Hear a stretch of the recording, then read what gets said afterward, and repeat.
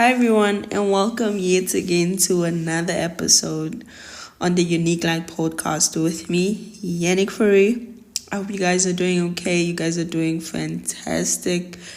Right now it is 8:40 in Oaxaca, Mexico. I don't know whether you're hearing this in the morning, afternoon, or at night, so just want to greet you accordingly to whatever time zone you may find yourself in. So for today, I want to share a bit about my experience in lecture phase, but specifically my favorite week or the week that has impacted me the most. Of course, all of them really has stretched me. All of them God has used to reveal stuff to me, and as well as show me like where I should, like how I can improve my relationship with him and my relationship with other people as well. But this week really stood out for me because it just highlighted so much stuff that I've been bottling up. It allowed me to come face to face with something I've been running from and something that I quite frankly did not want to admit, or something that I did not really want to come to terms with, basically. So this week was week 3 of lecture phase. So this was my second week of lecture phase because I came late, like I came a week later. So it was called The Father Heart of God, and it was taught by Hugo Rodriguez. I don't know whether I'm saying his surname right, but he is from Colombia, and he came along and just gave us he was with us for 5 days, where he really gave us in-depth teachings of what this really means, and just really how the Father sees us and how the Father longs for us to come close to him. So the main idea of the teaching that Hugo taught us, or the main thing that I feel like he really wanted us to grasp, was the fact that that God wants us to be his sons and his daughters. Like, God is not a grandfather, God is a father. So he only has children, not grandchildren. And also that that Jesus really just wants to invite us to the table, that God has loved us with an eternal loving. God didn't create us to live as orphans, but for us to live as daughters and sons. And sometimes how we can allow fear to get in the way of actually loving in that reality, that indeed God has God has opened up the platform for you to come in, and for you to be a son, for you to be a daughter, for you to step into adoption. Like, you are no longer an orphan. You don't need to go around not knowing where you belong, not knowing where your home is, or whatever. Those physical things, they are there, but God really wants us to have a close-knit relationship with him, a father and son relationship, a father and daughter relationship. For me personally, I would not describe my relationship with my father as the most perfect one out there. By the way, it's not perfect. I believe that both me and my father do believe or wish that, we could both work on our relationship and improve where necessary. But we do not have the desired father and daughter relationship that I would have wanted growing up and even now. So this is really a big week for me. This was the week where I was like, okay, so this is DTS. This is literally where God is stripping me open. And he's doing heart surgery, soul surgery, spirit surgery, everything. He is going and he is fixing and he's going to the root of all those things. So yeah, that is in my case, that is what it is like.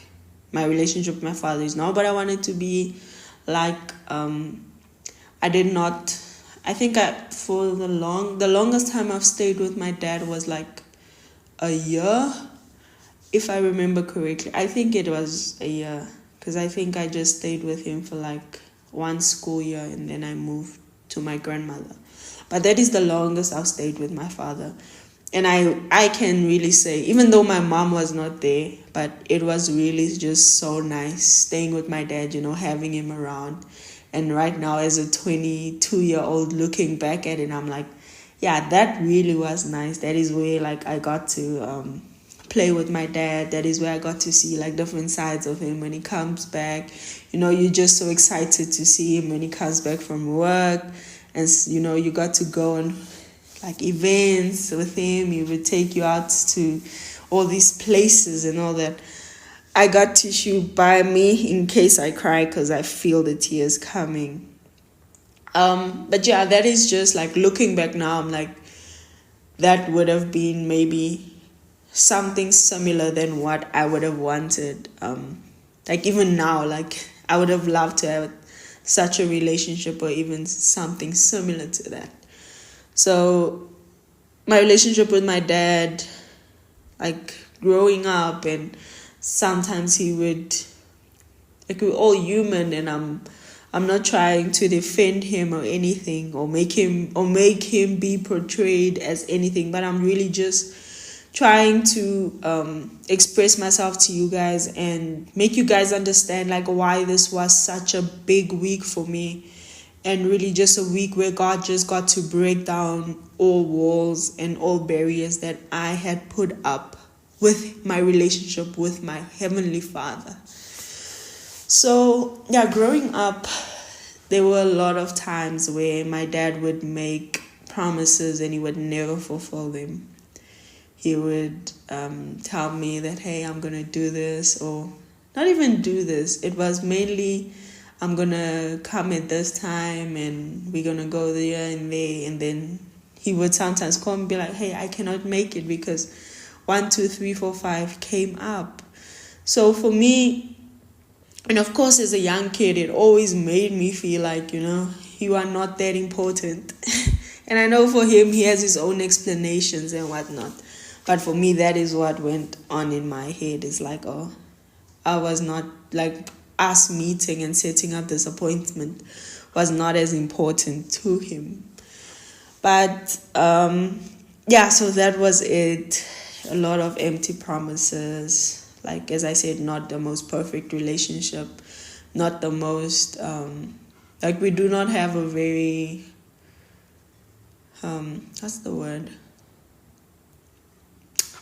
I don't know what word I could use to best describe it. But if I had to say it as it is, my dad doesn't know me and I don't know my dad. I know who he is. I know how he looks like. I know, I know certain parts, but I do not know, like how was childhood for my dad. My dad doesn't know the struggles I had to face. Those small stuff, things I like, things I don't like. Those things, like me and my dad, we just do not have that relationship because of lack. I don't know, what could it be?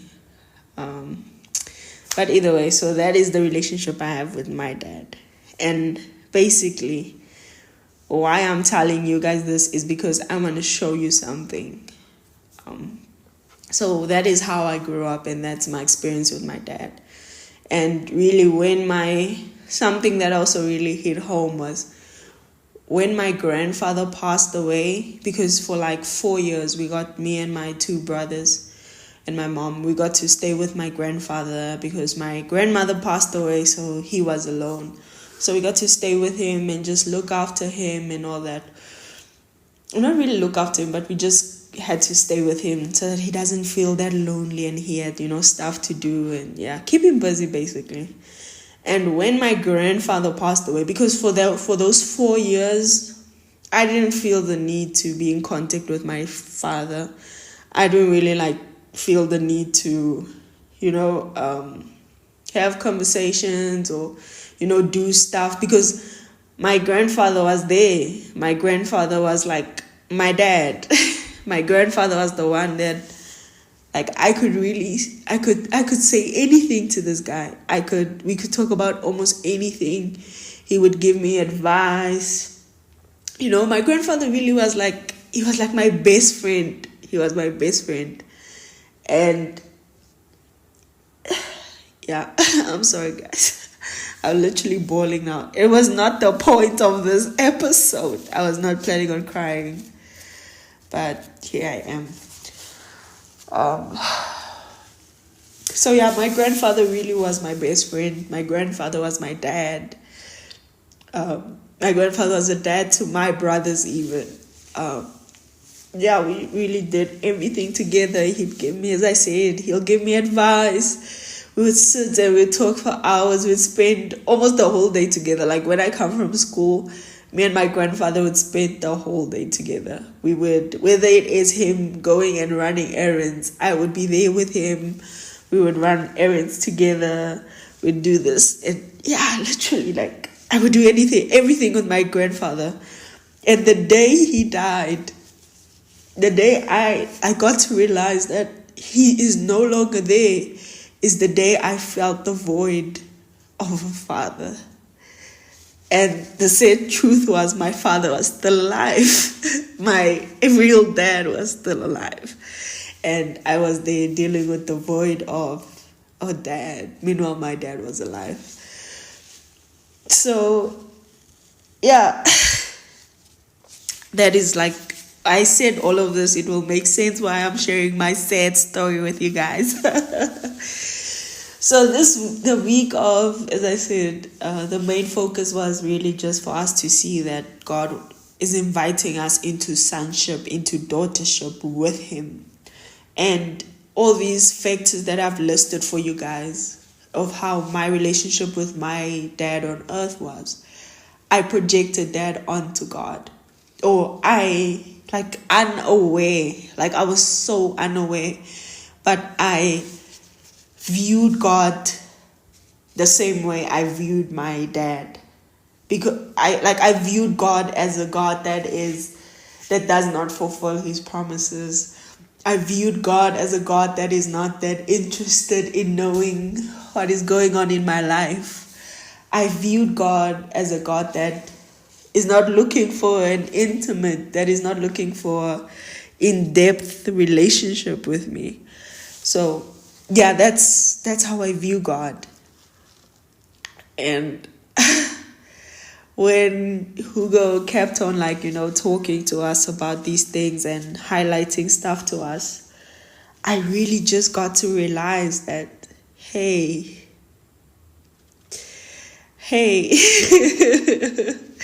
you literally projected all these things that your dad on earth has, that you and your dad went through onto God. I have never, in the Bible you hear he's a heavenly father, he's a great God and stuff. I was like, oh yeah, sure, he's a great God. But I cannot give him the place or the true place that he has to get in my life of being my father. I cannot see myself as a true daughter of God. It was always twisted and it was always clouded by the relationship I had with my dad. And the day I realized that,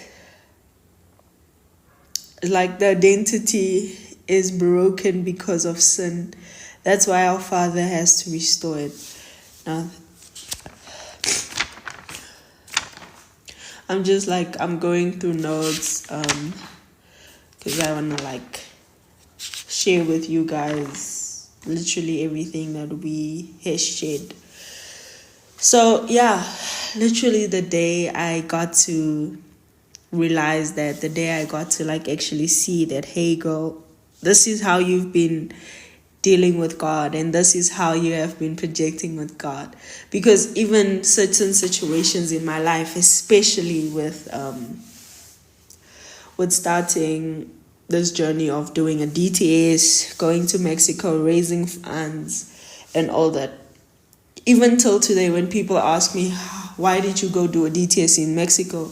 I went and I went and I came and did a DTS in Mexico because I heard God's voice tell me, go and do a DTS in Mexico. Like, literally, I had no desire to come to Mexico. I had nothing of my own to be like, hey, I want to go to Mexico and I want to go do a DTS. No, it had literally nothing to do with my own desires, but literally just the voice of God telling me, go do a DTS in Mexico.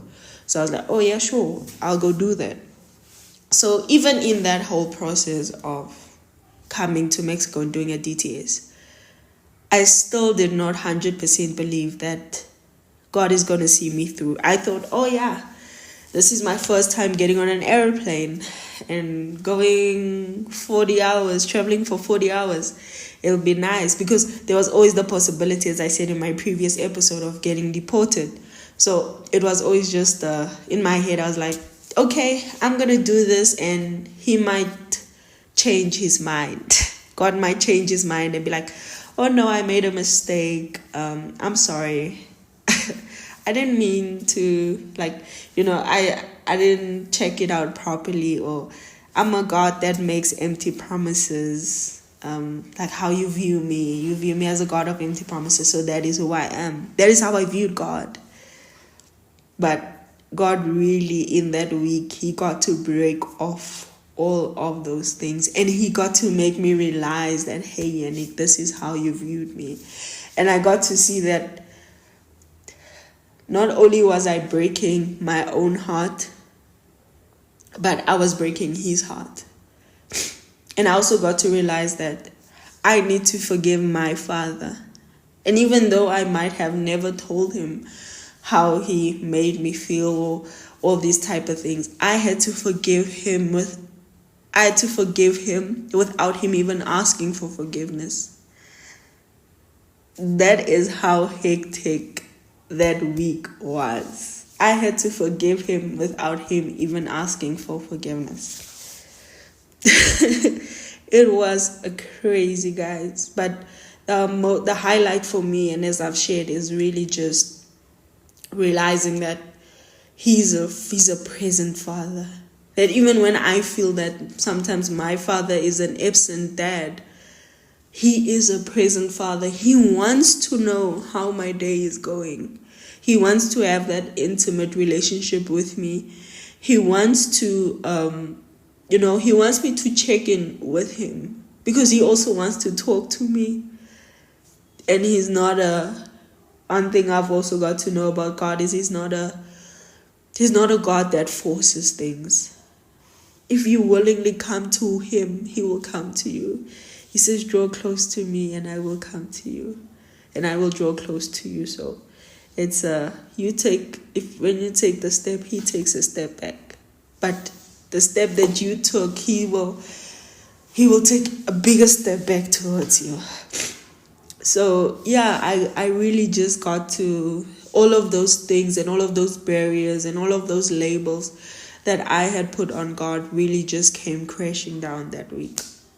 It came crashing down on the Father Heart Week of God. And it has been so freeing. It has been so freeing to know that to really see God as he is, without these, what do you call it? Without these labels that I have put on him, without these, and putting it on him unconsciously.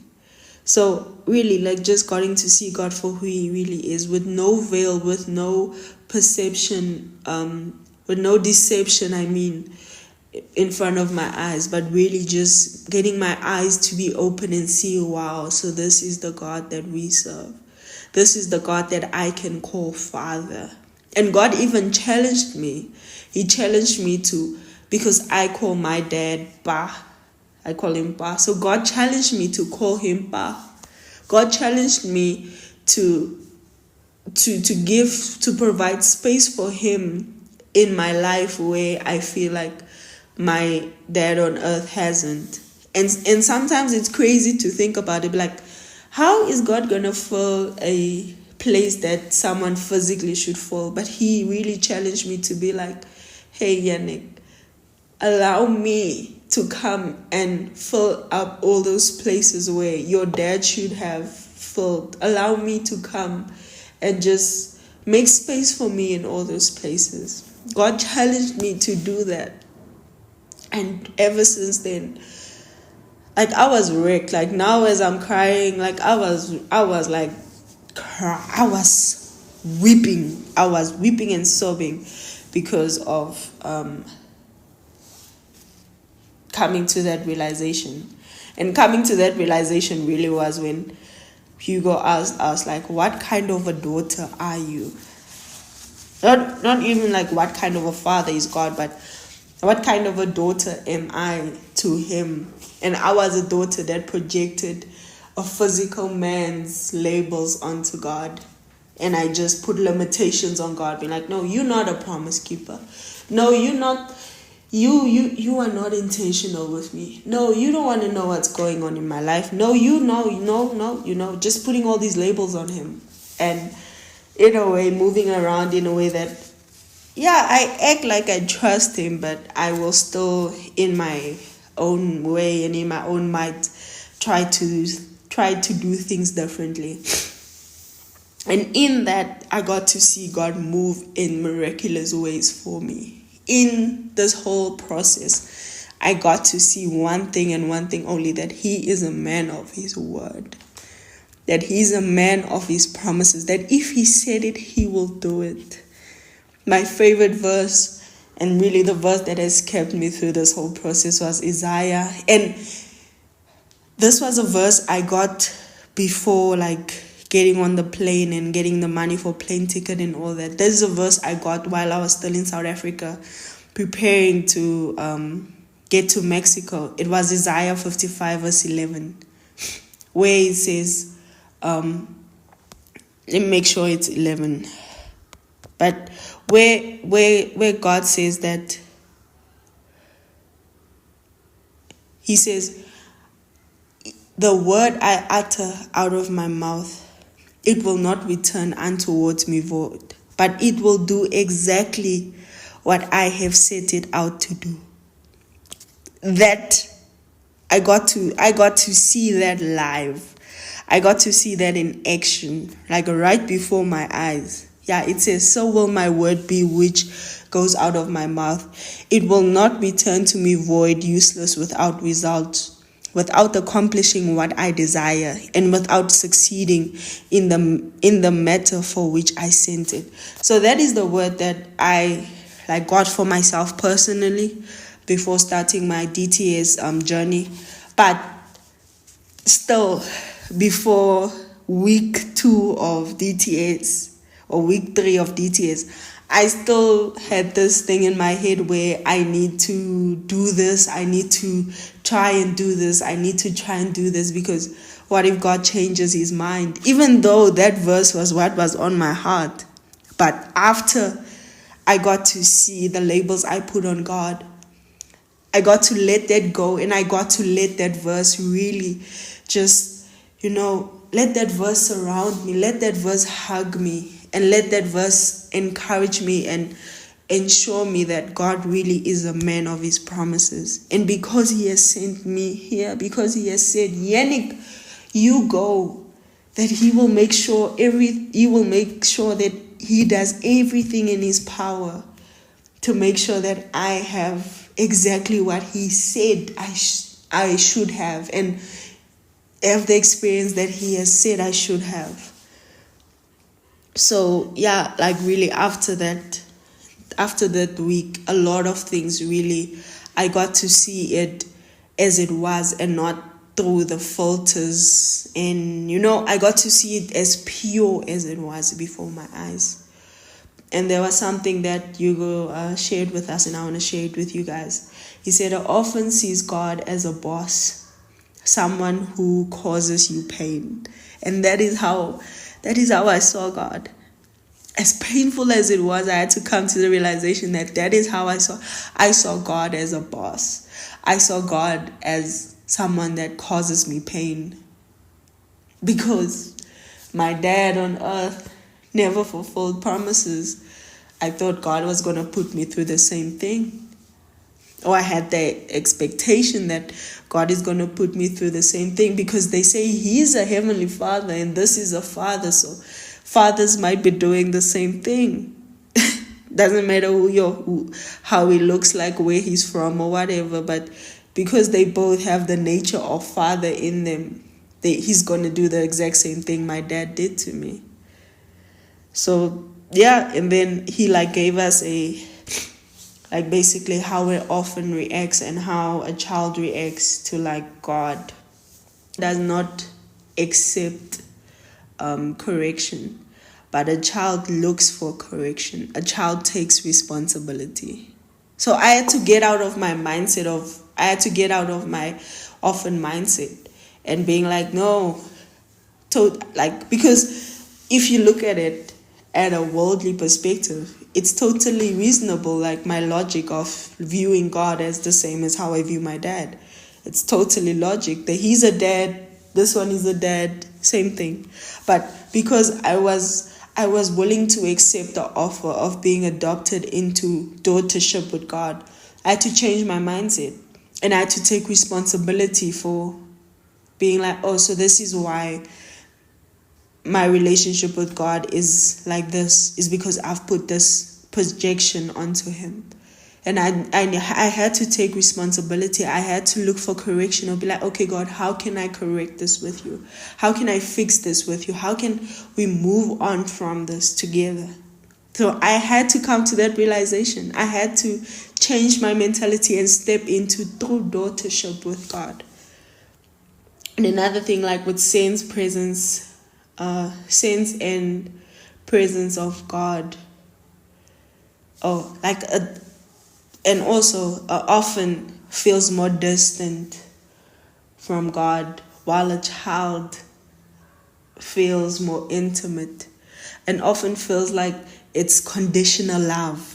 He can only love me when I do this and that. Also with my dad, I felt like I needed to do certain things to gain his love. I needed to do certain things to, basically gain love or receive love in a certain way.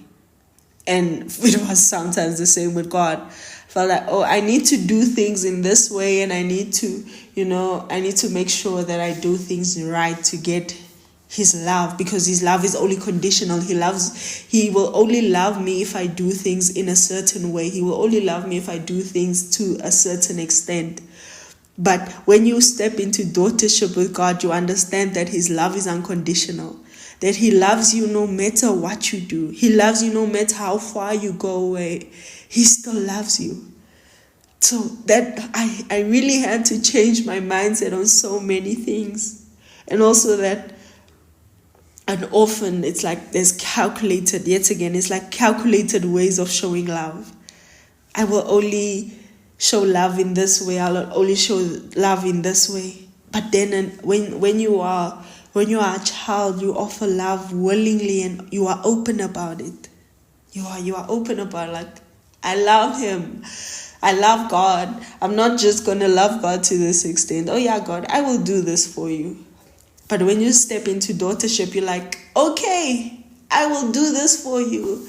Okay, I will go to this extent because I love you, because I love your word, because I love what you've done for me, and I want you to do it for other people.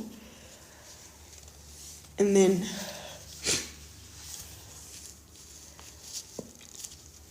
often wants to be recognized. And often wants to be recognized for everything that they do, because they feel the love is conditional. They feel the loves are on terms and conditions. So For whatever I do, I want to be recognized for it. But then a child wants to be an agent of love. A child wants to be an agent of love. A child wants to be the embodiment of love. And yeah, that was really like just truly stepping into daughtership with God. It also, another thing that he also shared was that an orphan, their skill, like their identity is their skill and willpower. But then with a child, skill comes from God. You don't rely on yourself, you rely on a God, because you know that he's trustworthy, you know that he's faithful, you know that he's a promise keeper, you know that he is a God that fights for you, you know that he's a God that is with you wherever you go, you know that he's a God that sees. So you know that skill and all that, it comes from yourself, but it does not come. An orphan mindset is that your skill comes from your willpower. That is your identity. So then at the end, we had this exercise where we had to like share what kind of a daughter we were to God, and we had to write it out. So I of course said like I trust God and all that, but I still like I acknowledge that part, but there are parts of myself that I have not yet let loose, because a part of me is scared that he will hurt me and disappoint me the very way my earthly father has. He used to always make promises, but would always find excuses as to why he couldn't do it. And I had to realize that with God it's different. His word is his deed. That whatever he said he's going to do, he is. And then, so that is something I had to it had to break from me. Like, if I had to walk with this journey, because really doing a DTS and especially not having the money to pay for all these things, it is a journey of faith where I had to trust him. And if I still had that projected on him, it means that I was not fully trusting him. So I had to let that off because I wanted to see this through. And not only this, but for the future things that I want to do for God, for the future things that I want to do in my life. I want to apply faith, and I want to apply it to the best of my ability. I want to apply it with everything that I have. I want to give it my all. So it really, I really had to be honest with myself. Our school leaders would always say, you get out of a DTS as much as you put into it. And I had to realize that. I had to be so honest with myself in being like, hey, Yannick, this is what you are doing. And this is why you get this result. Or this is why you feel this way. This is why you feel like your relationship with God is in this way because of this. So I had to be honest with myself. And that's basically what I shared with you guys right now. So that was my favorite week, honestly. That was my favorite week. I got to see God move and break things from me. And really I got to step into freedom. And yeah, I really hope that this encourages someone to just really let loose of your grip on the wheel. Let loose of your grip on your past traumas, your past pains, your past discouragements, and how people have let you down, how people have not showed up in the way that you expected them to. Let's let loose of that and just let God take that wheel. Because not only is he a father, but he's a friend. He can be a mother. He can give you the love of a mother. So, yeah, I really hope that this really just encourages you guys to forgive. I think that's one thing. Forgive even when they never ask for forgiveness and it's hard. But forgive even when they haven't asked for forgiveness, and cry. Don't forget to cry, but do not stay there, please. Do not stay in the anger. Do not stay in the disappointment. Do not stay in your state of sadness. Get up, forgive them, and move on with your life. Because otherwise you would be 30 and you'd still dealing with traumas of when you were 11 years old. Let go of it. It's hard, but you have to realize that if you don't let go of it, who's going to do it? No one can let go of your own pain because you know how it feels. And deal with it and move on. And I would also they did not say, I'm not an ambassador for DTS or whatever, but I do highly recommend, if you want to do a DTS, please do it. If by what I've shared, you feel like, oh yeah, I want to do something like that, please do it. You guys can go to YWAM. YWAM is YWAM.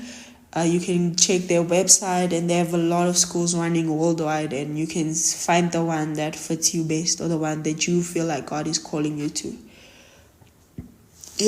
That's it for today. That's it for tonight. I'm gonna go sleep. I probably might not sleep, but either way, this is the end of the episode. I hope you guys enjoyed it.